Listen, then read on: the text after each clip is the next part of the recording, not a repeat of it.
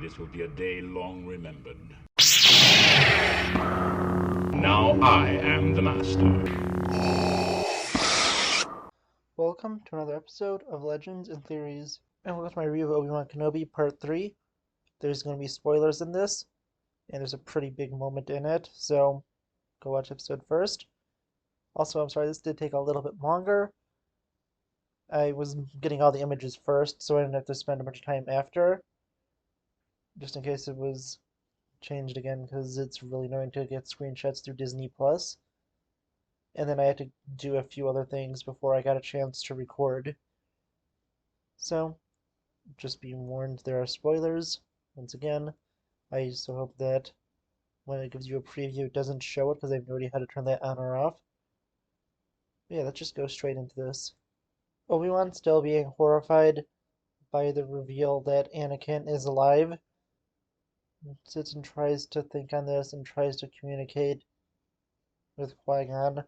At this point, Vader is getting his suit reassembled, and after he goes and, inside of his fortress, contacts Reva and tells her that if she succeeds in finding Kenobi, which he's putting her in charge of, she will be promoted to Grand Inquisitor, but if she does not, she will be dead. Reva does accept this, hoping to be promoted, and heads off of a communication with Vader, who prepares to go and face his old master. Obi-Wan then goes and repairs Lola for Leia as he prepares to go on and land on the planet. Once they're there, they're able to sneak off the ship and begin to go towards the point that they were directed to go to. Obi-Wan does begin to hallucinate Anakin being everywhere.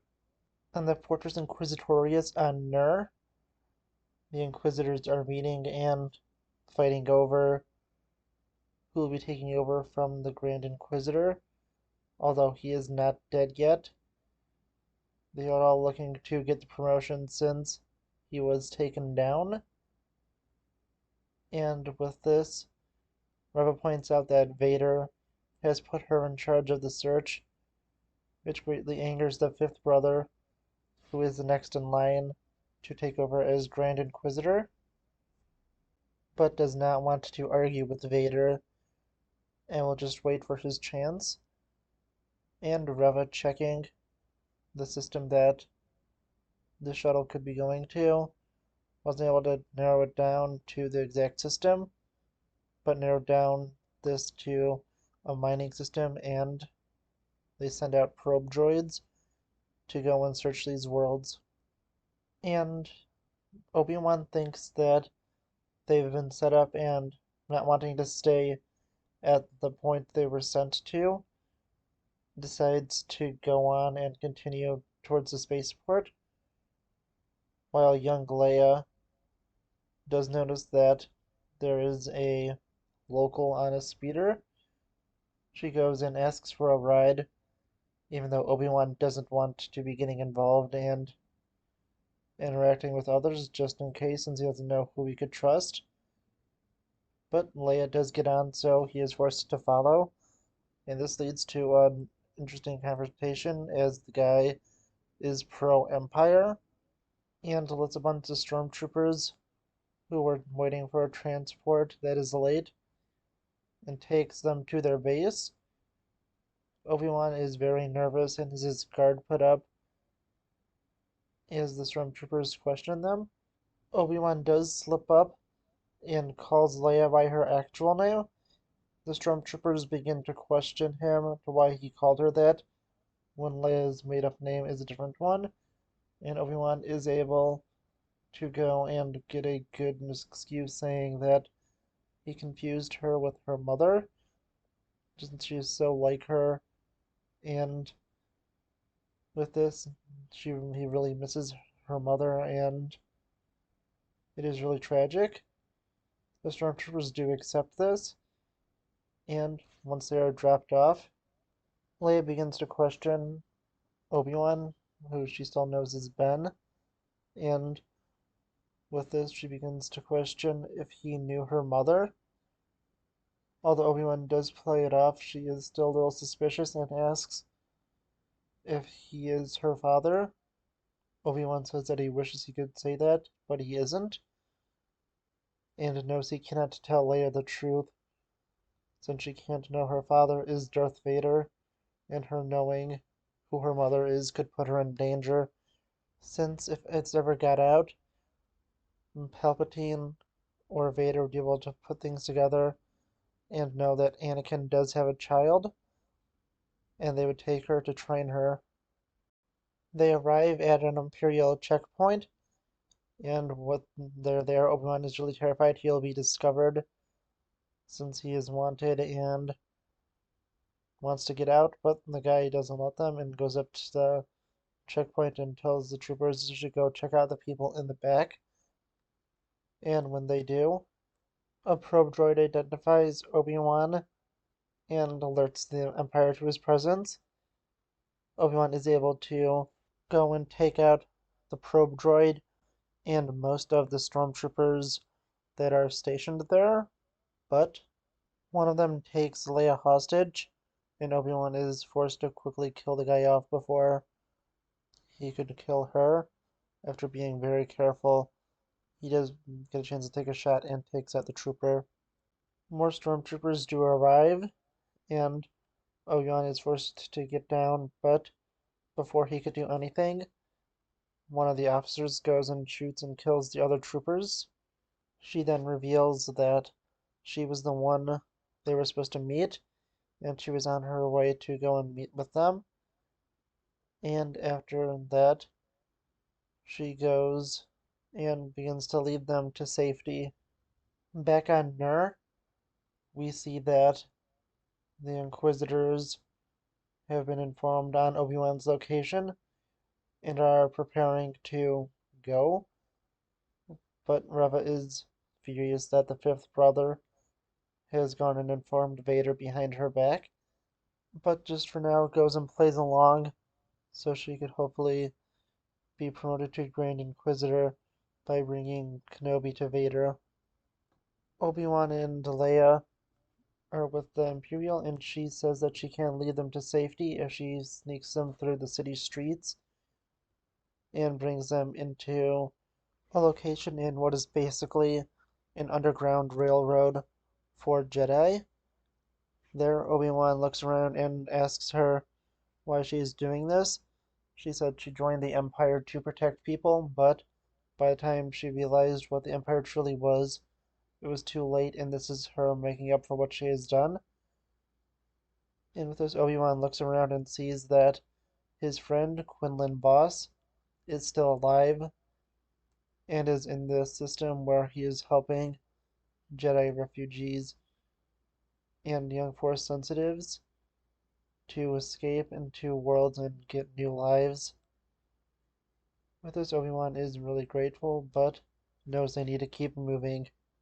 Stormtroopers are sent into the facility they are in, but the droid is able to go by its programming and acting like it doesn't know anything, making the stormtroopers think that there is nothing in here and go to continue their search. But this pushes Imperial to lead them out because they need to escape now, since the Imperials are looking for them.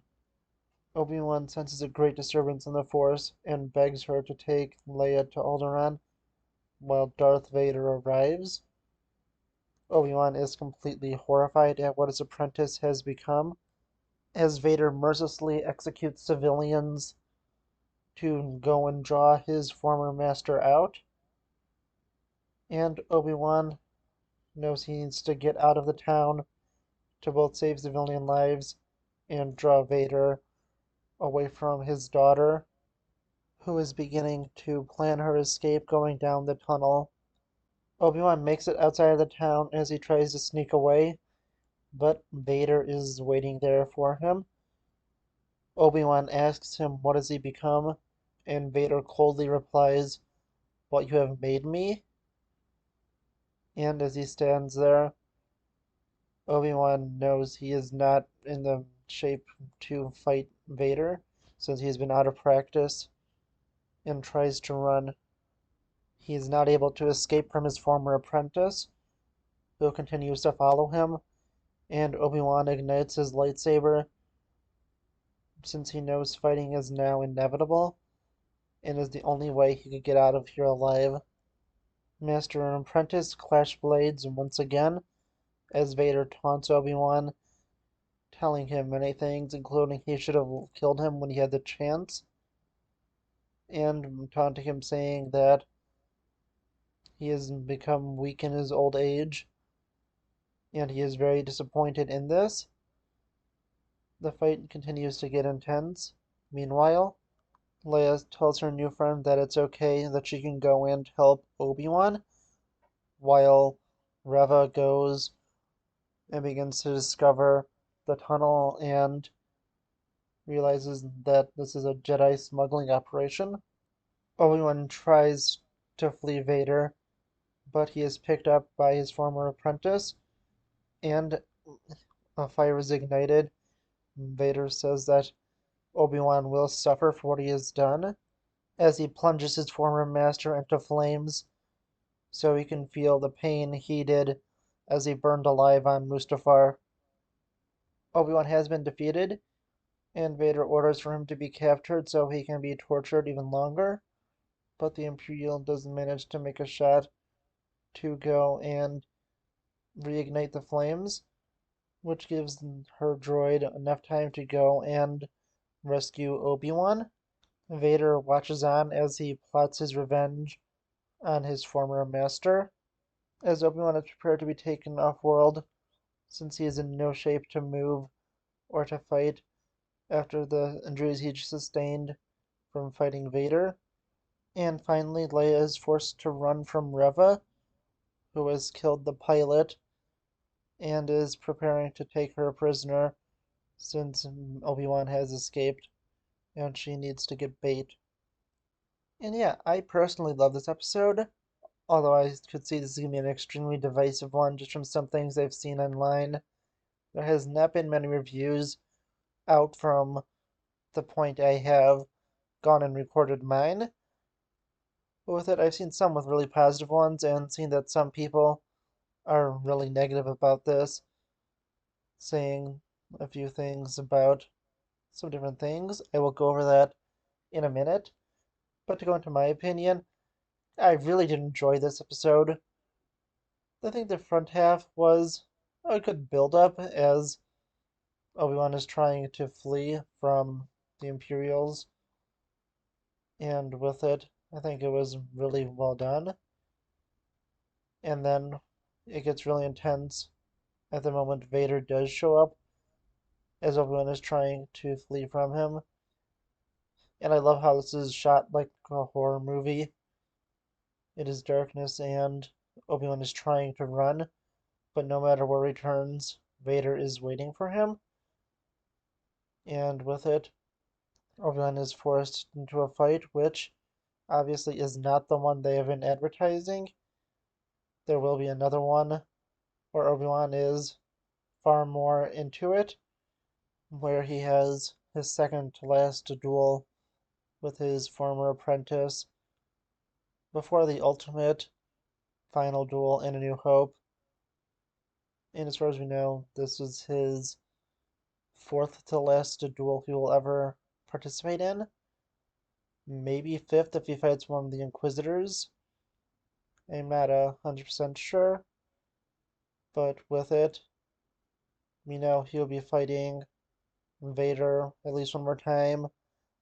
He'll be killing Maul, and then we will see the fight, which is going to be his final one with Vader. And then there's a few other ones we could see, including one with Reva, and then obviously this one, so I'm not sure how many more duels will be taking place in this. And I also do hope we get to see Quinlan Voss, who has been a real interesting character and could be cool to see once again, since we've only seen him in two major storylines, at least in canon that I could think of. One of them being the Zero one, where he's only in the ending of that, And the other, which is actually a major story, is the Dark Disciple storyline, where he is sent to kill Dooku with the help of Ventress. And with this, I really do hope that we get a chance to go and see Quinlan in this, since he is a good friend of Obi-Wan. And yeah, I think that this is going to be just really interesting to see. I'm so excited to see what happens next week, since next week will be episode 4 of 6, and probably be setting things up for the final 2 episodes. Where I'm guessing we will see a few things, including the death of Reva and the final fight between Obi-Wan and Vader. I'm guessing next week and maybe the week after's episode is going to be Obi-Wan realizing that he needs to get back into things before he can go and rescue Leia from the Inquisitors and Vader. So we will see him training and getting his skills better. I'm guessing next episode, and maybe at the beginning of the one after that. And then we will see him either break into Fortress Vader or the Fortress Inquisitorius. I'm hoping Fortress Vader because I'd love to see their duel once again take place on Mustafar. Although the Fortress Inquisitorius could be cool, or it could be somewhere else like a Star Destroyer. The only other place I think that I would want to see more is to either be in the Imperial Palace, which is the former Jedi Temple, or the Senate Building on Coruscant, which could be cool also, although I would say it would most likely be on Mustafar because he wants to stay as far away from Palpatine so he could get his revenge on Obi-Wan without his master interfering. And I think it is going to be really interesting to see because Obi-Wan is such a great character, and I really do love this series. I think it's been really good so far, although I do know there are other people who don't like it for one reason or another. I still think you should give it a chance, but also please, I have seen this. Don't go attack people online, especially the actors or people involved with the show. It is just wrong to do, and it makes all Star Wars fans seem bad. This is the only thing that's being reported on right now, not something cool like the fight between Obi-Wan and Vader, or the fact that, well, Vader has fully returned to Star Wars. The thing that's being reported on is some very small percentage. I'm not saying that it's all of them, and it is not right, but there's a small percentage of the Star Wars fan base attacking the actress for Reva, and that is wrong to do, and I do not think you should be doing that. So please don't do it. I'm trying to make sure that people know that Star Wars fans are not like this, because so many people just assume things, and it really is bad and makes Star Wars fans look bad as a whole, so please do not do this. But still, I want to talk about this show, and I also wanted to briefly mention that, since I know others have, and I do want to say that I do not approve of that. You are allowed to have criticism, but do not attack the actress behind it, or even the writers, because they're doing their best job, or the director even. I think that it is wrong to be attacking people. You can mention to them that you do not like the way they have written this, if you think that way, but if you do, please do not attack them and do it in a civilized way because it makes all Star Wars fans look bad, and many just assume that all criticism is hatred, and actions like this does help with that, even though it is only a small percentage of the fans who actually have been doing this. But still, I have really enjoyed the show, and I'm so excited to see how this continues. And even though I wanted to put Vader in the thumbnail to this, I knew I just couldn't do that. And I may change the thumbnail in a few weeks or at least after the next episode releases, to have Vader be put in it and the duel between them.